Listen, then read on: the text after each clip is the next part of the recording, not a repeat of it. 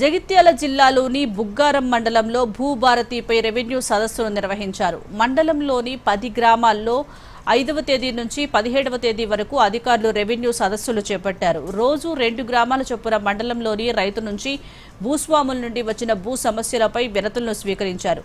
బుగ్గారం మండలంలో నిర్వహించిన భూభారతి సదస్సులు రైతుల భూ సమస్యల పరిష్కారానికి అధికారులు తీసుకున్న చర్యలపై మరింత సమాచారం జగిత్యాల జిల్లా నుంచి మా ప్రతినిధి బండి రవీందర్ అడిగి తెలుసుకుందాం.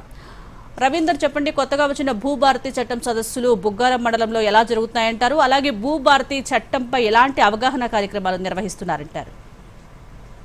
సుజాత, మనం జగిత్యాల జిల్లా వ్యాప్తంగా అయితే మనకు ఈ భూభారతి పైన అవగాహన సదస్సులు అయితే నిర్వహించడం జరిగింది. సో ముఖ్యంగా ఏదైతే రాష్ట్ర ప్రభుత్వం అధికారంలోకి వచ్చిన తర్వాత ఈ భూ సమస్యలను పరిష్కరిస్తామని చెప్పేసి ఏదైతే ఈ భూభారతి చట్టాన్ని తీసుకొచ్చిందో దీనికి సంబంధించినటువంటి అవగాహన సదస్సులు ఒక 15 రోజుల పాటు నిర్వహించారు.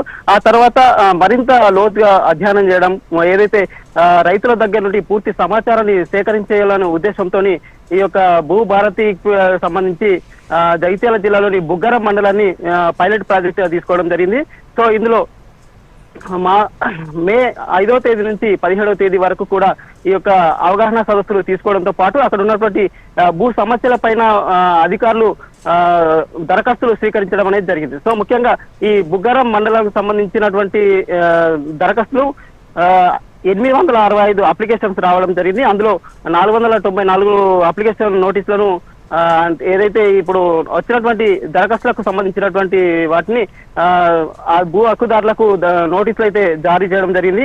మరొక 102 దరఖాస్తులను రిజెక్ట్ చేయడం జరిగింది. సో ముఖ్యంగా ఇట్లాంటి కార్యక్రమాలు, కొత్త చట్టాలు తీసుకొస్తున్నప్పుడు ప్రజల్లోకి లోతైనటువంటి అధ్యయనం చేయడం ద్వారా మంచి ఫలితాలు వస్తాయనే ఉద్దేశంతో ఈ భూభారతి చట్టంపై అవగాహన సదస్సులు నిర్వహించడం జరిగింది. సో ముఖ్యంగా మనకు ఈ మనిషికి అయితే ఎట్లా ఆధార్ కార్డు ఉంటుందో అదే విధంగా భూదార్ అనే ఈ యొక్క ఆధార్ కార్డు ఇవ్వాలి అని చెప్పేసి కూడా రాష్ట్ర ప్రభుత్వం నిర్వహించిన నేపథ్యంలో సో ఈ ఆధార్కు సంబంధించినటువంటి అవగాహన సదస్సులు అయితే జిల్లా వ్యాప్తంగా కొనసాగాయి. ముఖ్యంగా ఇక్కడ ఉన్నటువంటి అధికారులు కావచ్చు, లేకుంటే ప్రజా ప్రతినిధులు కావచ్చు, ప్రతి గ్రామానికి వెళ్లి అవగాహన సదస్సులు నిర్వహించారు. సో గత 15 రోజుల క్రితం రెవెన్యూ శాఖ మంత్రి పొంగులేటి శ్రీనివాస్ రెడ్డి కూడా పర్యటించడం జరిగింది. అలాగే భూభారతి సదస్సులో ఏ సమస్యలపై అధికంగా దరఖాస్తులు వచ్చాయంటారు? వాటిని ఎప్పుడు పరిష్కరించే అవకాశం ఉంది? అలాగే భూభారతి చట్టంపై ప్రజల నుంచి కానీ రైతుల నుంచి కానీ స్పందన ఎలా ఉందంటారు? సో ముఖ్యంగా ఏదైతే రిజిస్ట్రేషన్ కావచ్చు, మ్యూటేషన్ కావచ్చు, లేదంటే ఈ కుటుంబ సభ్యుల మధ్య ఉన్నటువంటి భూ సమస్యలు పరిష్కరించుకోవడం కోసం ఈ యొక్క భూభారతి చట్టం ఉపయోగపడుతుంది. గతంలో బీఆర్ఎస్ అధికారంలో ఉన్నప్పుడు ధరణి పోర్టల్ అనేది తీసుకొచ్చడం. సో దాంట్లో కూడా చాలా వరకు లోపాలు ఉన్నాయనేది ప్రభుత్వం యొక్క వాదన. సో దీన్ని పూర్తిగా ఆ లోపాలను గుర్తించడం, రైతులకు కావచ్చు, లేకుంటే భూస్వాములకు కావచ్చు, పూర్తి స్థాయిలో మంచి ఒక చట్టాన్ని తీసుకొచ్చి ప్రతి ఒక్కరికి రైతులకు భూమి యొక్క హక్కును అందించేందుకు ఈ కార్యక్రమం ఉపయోగపడుతుందని చెప్పొచ్చు. సో ముఖ్యంగా ఇక్కడ ఉన్నటువంటి స్థానికంగా ఉన్నటువంటి రైతులు కావచ్చు, లేకుంటే ప్రజలు కావచ్చు, భూస్వాములు కావచ్చు, సంతోషం వ్యక్తం చేస్తున్నటువంటి పరిస్థితి అయితే ఉంది. సో ముఖ్యంగా ఏదైతే గతంలో అంటే అనుభవ కాలంలో ఉన్నప్పుడు రైతు సాగు చేస్తున్నప్పుడు చాలా సంవత్సరాలుగా సాగు చేస్తుంటాడు, కానీ దానికి సంబంధించినటువంటి హక్కు మాత్రం రైతుకు లేకుండా పోవడం ద్వారా రైతులు అనేకమైనటువంటి ఇబ్బందులు ఎదుర్కొనడం జరిగింది. అట్లాగే మనకు ఈ మ్యూటేషన్ సంబంధించి కూడా అనేక చిన్న చిన్న మార్పులకు కూడా అధికారుల చుట్టూ తిరగాల్సినటువంటి పరిస్థితి ఉండే. సో ఈ భూభారతి చట్టం ద్వారా ఇవన్నిటికీ కూడా సమూలమైనటువంటి న్యాయం జరుగుతుందనేది ఇక్కడ ఉన్నటువంటి రైతులు అయితే హర్షం వ్యక్తం చేస్తున్నారు. సో మనతో పాటు ఒక రైతు రాజేందర్ ఉన్నారు. సో ఆయన అడిగి ఆయన యొక్క అనుభవాన్ని తెలుసుకునే ప్రయత్నం చేద్దాం. రాజేందర్, చెప్పండి, ఇప్పుడు ఉన్నటువంటి భూభారతి ఎట్లా ఉంది?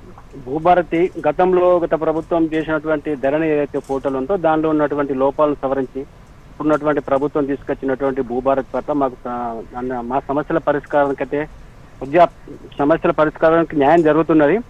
అయితే మేమేం కోరుకుంటున్నామంటే గ్రామాలలో ఉన్నటువంటి హద్దు వివాదాలు కానీ భూ సమస్యలకు శాశ్వత పరిష్కారంగా ఎప్పుడూ నిజాం కాలం నాటి హద్దులు నిర్ణయించింది, అది ఇప్పటికీ అట్నే కొనసాగుతున్నది. దాని సమస్యల పరిష్కారానికి ఏం చేస్తుంది చెప్పాలంటే మేము ప్రభుత్వం సమగ్రమైన భూ సర్వే చేసి గ్రామాలలో వివాదాలకు తెరించినట్టయితే సంతోషంగా ఉంటది, గ్రామాలు గొడవ లేకుండా ప్రశాంతంగా ఉంటాయని చెప్పి కోరుకుంటున్నాం. Thank you.